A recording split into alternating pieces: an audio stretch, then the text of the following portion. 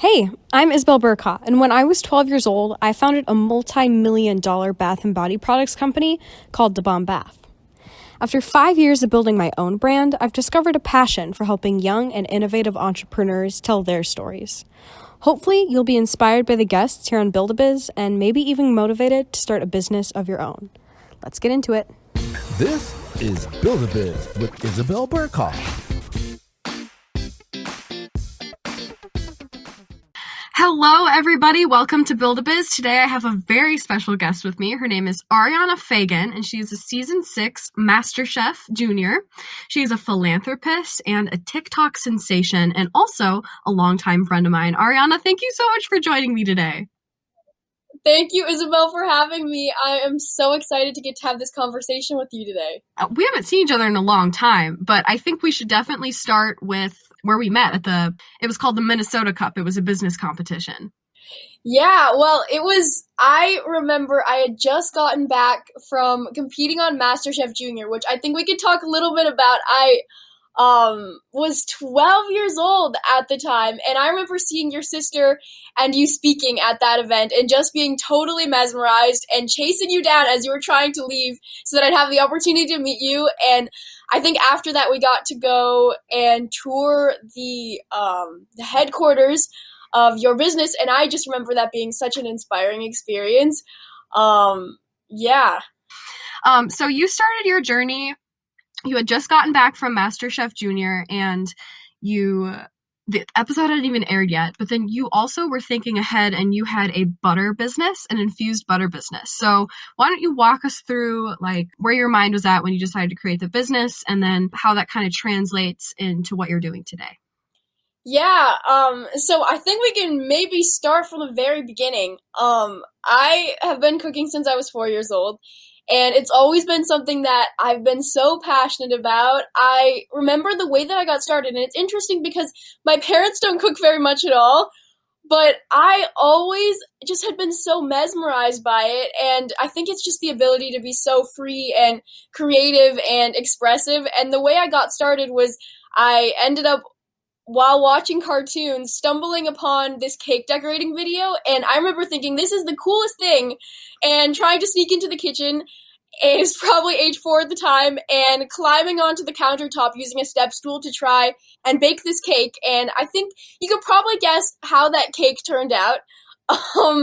But from there, the fire in me was born, and I just consumed every cookbook and cooking show I could get my hands on. I remember hiding in the closet and watching MasterChef Junior, which had been my favorite show ever since I can remember. And I watched these kids, and for the first time, I realized that cooking is something that young people can do. And I realized, okay, I want to be just as good as those kids on MasterChef Junior. And I just kept training, and I had the opportunity to work with some chefs here locally.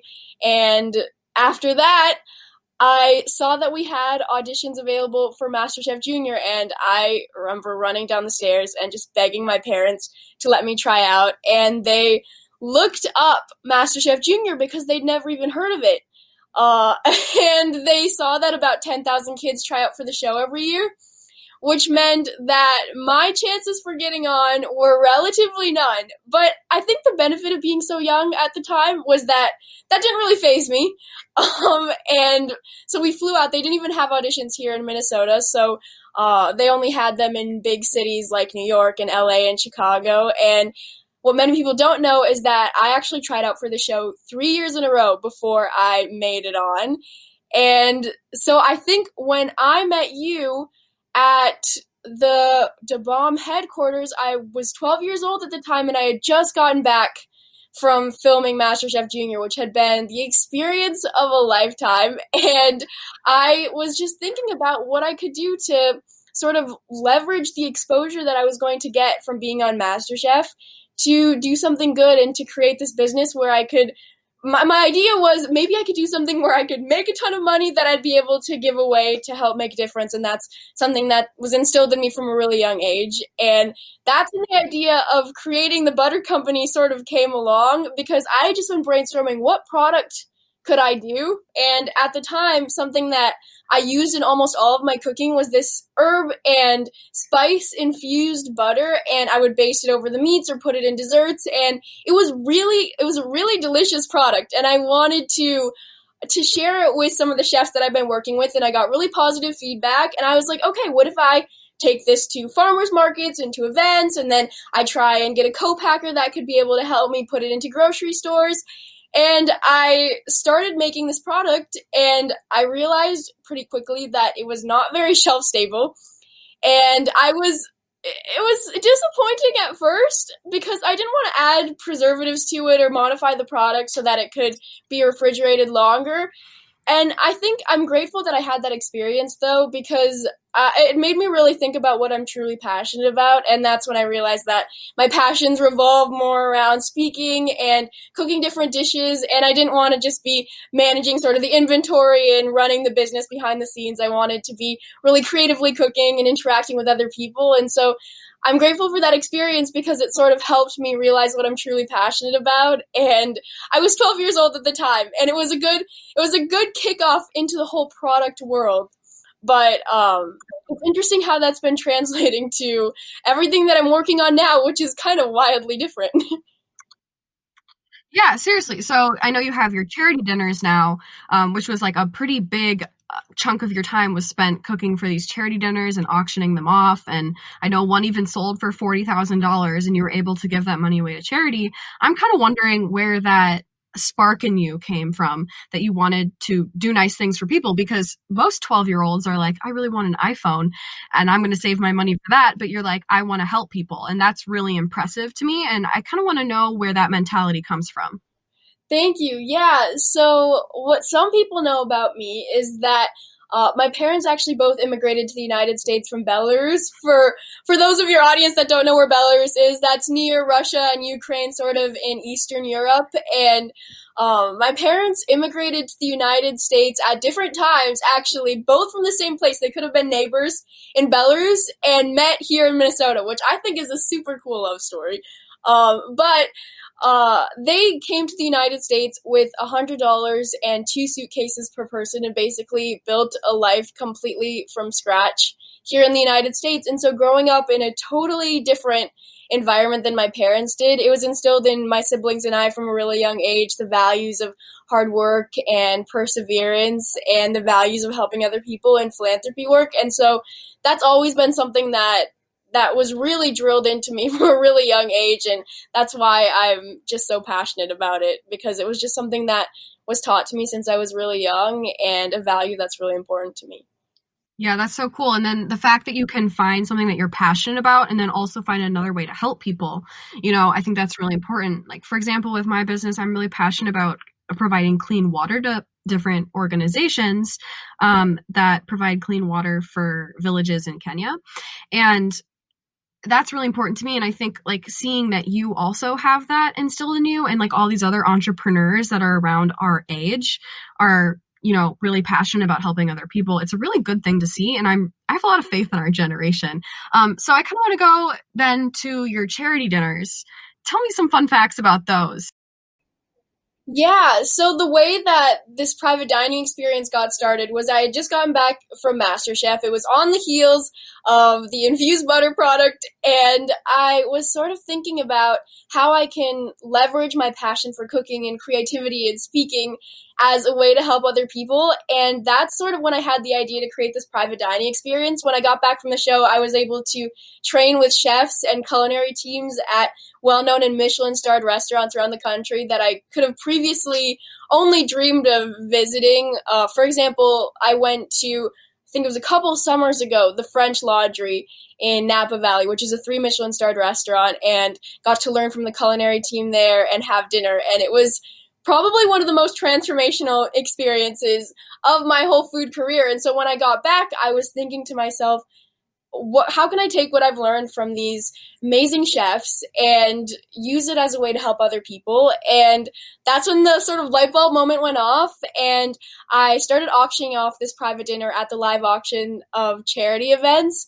And we've since now been able to raise over $500,000 through these private dining experiences, which has been really amazing. And I'm just so grateful to have those experiences because it's just been so much fun to be able to interact with other people. And actually, my dad, who had been with me at MasterChef Junior while we were filming it, got back and changed his career. He had been working in the medical field, and he totally changed his career and went to Napa Valley and trained to become a sommelier, which is a wine master. And so he pairs wine now at all the private dinners that we do, which is super cool.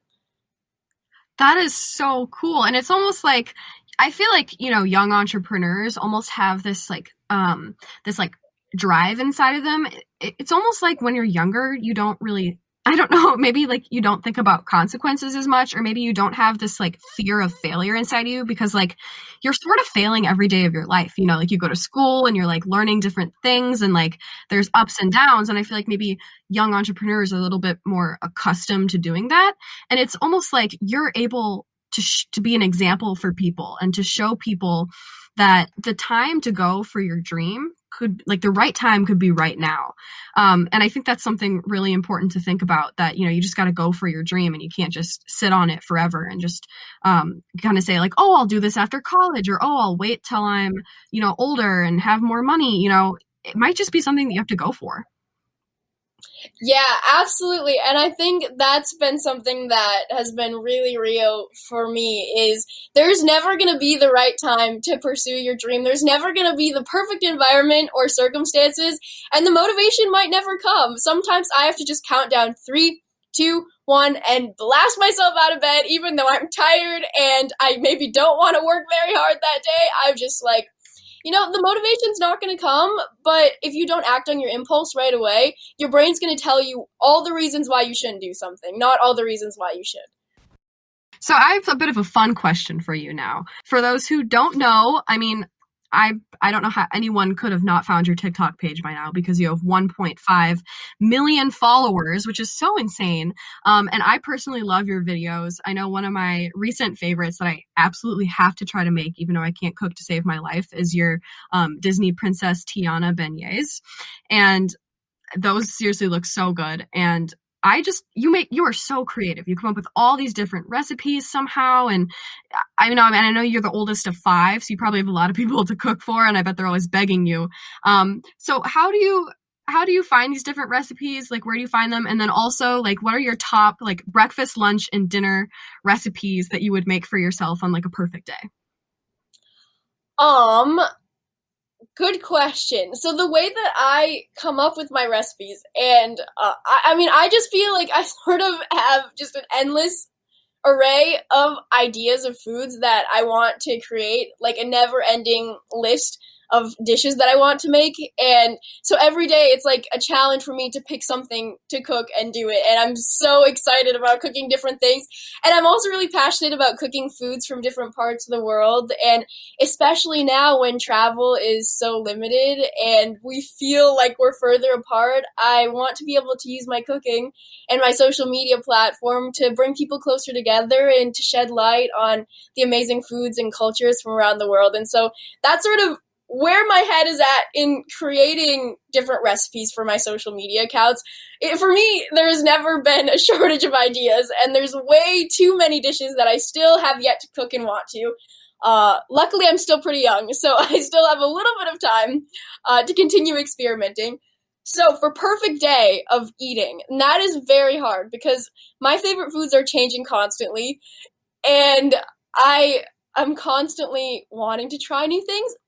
But there is one thing that I eat for breakfast almost every single day, and I'm just completely obsessed. It's something that I'm probably never going to get sick of. It's this avocado toast that I make on multigrain bread, and I put avocado and diced tomato and salt, pepper, and lemon juice, and I mix it up, and I put it on the bread, and it's so good. Of course, also coffee. I wonder, there's some people who don't like coffee or just use it, for the caffeine boost. And I love the invigoration that I get from coffee, but I also really love the flavor profiles of coffee, and the smell just gets me going in the morning. So obviously there's coffee involved. That avocado toast has got to be a part of the meal. And then probably for lunch, I would have a poke bowl. I am a huge fan of sushi, but poke just takes sushi to a whole nother level. It would be something probably with tuna or salmon and a bunch of different toppings like cucumber and avocado, mango, edamame, seaweed. That sounds really good. Makes me hungry for a poke bowl right now. Oh, me too. Trust me. That sounds so delicious. And then for dinner, I would probably make myself some homemade pasta. And actually, it's really funny because when I got eliminated from MasterChef, the dish that we were making was a egg yolk ravioli homemade pasta dish. And since I got back, I have perfected the art of the homemade pasta, and I love making it. It's so much fun, and it's so therapeutic to knead the dough, and so I would definitely make myself some variant of homemade pasta for dinner. Man, you better invite me over when you do. Seriously, we can make it together. Yeah, because my idea of cooking is I cook toast, I cook cereal, and I make myself coffee in the morning. Actually, something I've been really getting into lately is matcha. So I don't know if you've tried it, but I really like it. So I have to ask, you're talking about these like amazing, first of all, like you trained with all these amazing chefs. And then also I feel like you're really passionate about food and variety. What's your like favorite restaurant to go to? That sounds like kind of a broad question, but I feel like it's a very important question to ask during this interview. Here in Minnesota, I have a couple favorites. One of them is Six Smith in Wayzata. Actually, the way I really got prepared for my competing on MasterChef Junior, my next door neighbor owns Six Smith in Wayzata, and he introduced me to their executive chef, and I must have been like 8 years old at the time, and I guess their executive chef saw something in me because he let me come in and work with him in the back prepping different dishes at the restaurant, and he saw how passionate and excited I was about it. I would ask my dad to drop me off there early as soon as the restaurant opened and then pick me up as soon as the restaurant closed. And so I would stay there the entire day, and they'd ask me if I wanted to take a break, and I was like, absolutely not. I'm having so much fun. And so I ended up doing a little internship there. I was probably 8 at the time, cooking for a summer before I went on MasterChef, and it was before I auditioned for MasterChef, and to this day, it's still one of my favorite restaurants. The food there's amazing. I also have had the amazing opportunity to be mentored by Gavin Kaysen, who owns Demi and Spoon and Stable, and he is just amazing and so innovative and has helped me so much, not only in food and learning about food, but also in the business space. He's such a savvy business person, and he's given me so much great advice. So probably Spoon and Stable and Six Smith would be my top 2. I also love Grand Cafe here in Minnesota as well. It's really delicious. So when you were interning at Six Smith, did you ever just bring food out to people and they were like, are you 8 years old? Did you cook this? Or did they not really put 2 and 2 together? Did you have to tell them? Like, what was the reaction like? Well, actually, I did not serve food. I was prepping in the back with the prep cooks, and one time I remember I had worked my way up to the salad station, and then he let me expedite. And so expediting is basically you're calling out the orders, and then as they come out, you're quality controlling before they go out to the customers. And many of the chefs there spoke Spanish. And what they didn't know was that I had been doing Spanish immersion since I was in kindergarten, so I was fluent in Spanish. And so they were talking in Spanish about how, oh, what's this little girl doing in the kitchen? She's going to mess everything up. She doesn't know what she's doing. And I remember just realizing in that moment that you can't walk into somewhere and expect to be taken seriously. You need to work really hard, and you just need to work hard and prove to others your skills and talents. You can't just expect to walk in and be accepted right away. And I looked up at them and I smiled and I was like, "Ustedes hablan español," which means you guys speak Spanish. Yo también. And I remember the horrified looks on their faces in that moment. But from their point on, they actually treated me really well, and we became friends and good after that. But I still remember that experience because it was really eye-opening for me and really humbling, and I still tell that story sometimes. I mean, that's a really good way to look at it because it kind of sounds to me like they were bullying you a little bit, but I'm glad that you're all on the same page now. And I do think it's hard, being a young entrepreneur, to kind of get accepted by people, especially being a female too. Like, I don't think it's addressed enough in the industry that, for example, I'll be in a meeting. I don't know if this has ever happened to you, but I'll be in a meeting and I'll be like, there'll be like a big business executive, and I'll be standing next to my dad, and he'll be asking my dad all the questions, and then I'll be answering them. And I'm like, it's my business. Like, I can answer these questions, but then, it always ends up that they just keep talking to my dad. But eventually they start to sort of like turn their heads towards me, and it feels good to make a difference that way. And I bet the chefs eventually in the kitchen really appreciated that you were working so hard to get to that position. And I love that you speak Spanish fluently too. I actually speak French fluently. I went to a French immersion school, so maybe together we can go travel the world and I'll learn to cook. I think that sounds amazing. I'm so down. Okay, awesome. It'll be a post-COVID plan. So you were participating in a little internship at Six Smith at the age of 8. You've been on MasterChef Junior. You're an active philanthropist. What haven't you done, Ariana? Oh my goodness. There are so many things that I'd love to do in the future. So many things that I haven't yet been able to experience, and too much to experience in a lifetime. But a dream that I've had ever since I was really young was to host some sort of travel cooking show where I'd be able to raise awareness for different global issues and unique cultures. And that's something that I'm just so passionate about. And fingers crossed that somehow when the coronavirus is over and I'm continuing to create global content on all my social media, and maybe one day that'll translate to some sort of show, that would be the ultimate dream. Well, I can tell you like right now that that's a show that I would totally watch and definitely be inspired by it as well. I feel like you're just, you're such an inspiring person at 16 years old, and I really appreciate you coming on here today.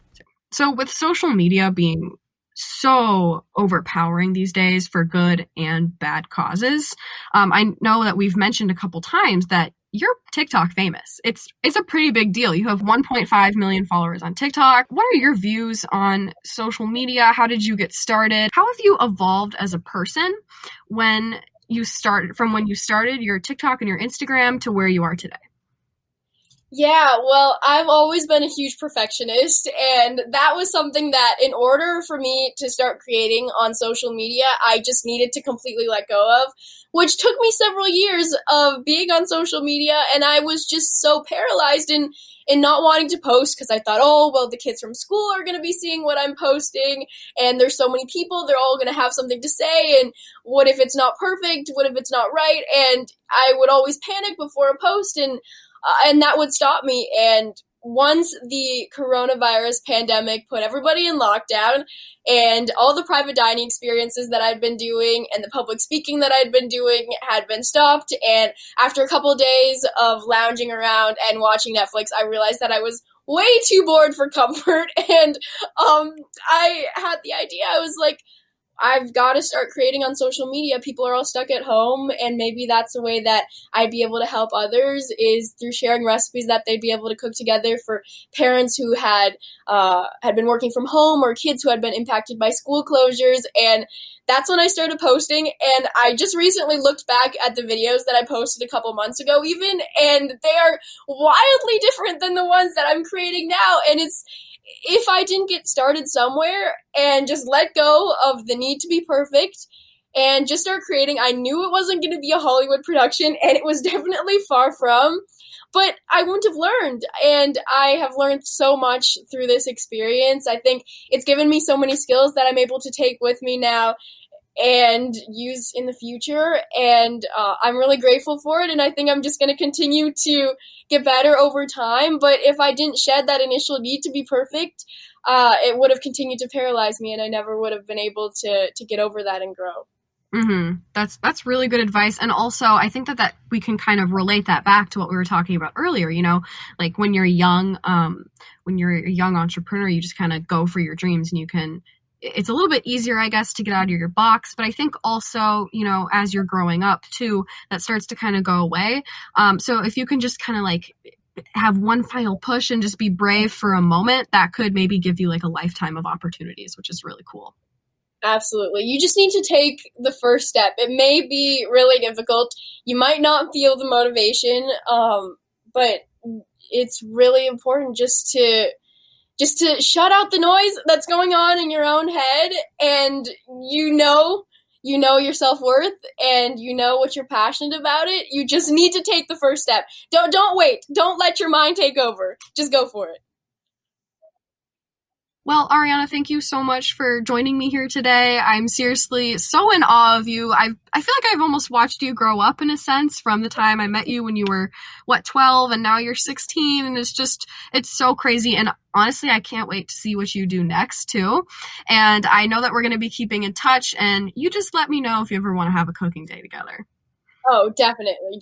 Thank you so much for having me. Yes, of course. So really quick, where can people find you on social media? People can find me on social media at Ariana Feygin. That's my handle for everything. Awesome. And then I'm sure if anybody wants to watch your MasterChef Junior episode, it is in season 6, and I bet a Google search will take care of that. Yeah. Awesome. Thank you so much, Ariana. Thank you. So if you missed the beginning of this episode, or maybe you just want to look at some episodes from a different week, definitely go to the Build-A-Biz Radio website where the episodes are posted. You can also find information on Instagram by following at Build-A-Biz Radio or isabel.burkaw. See you next week.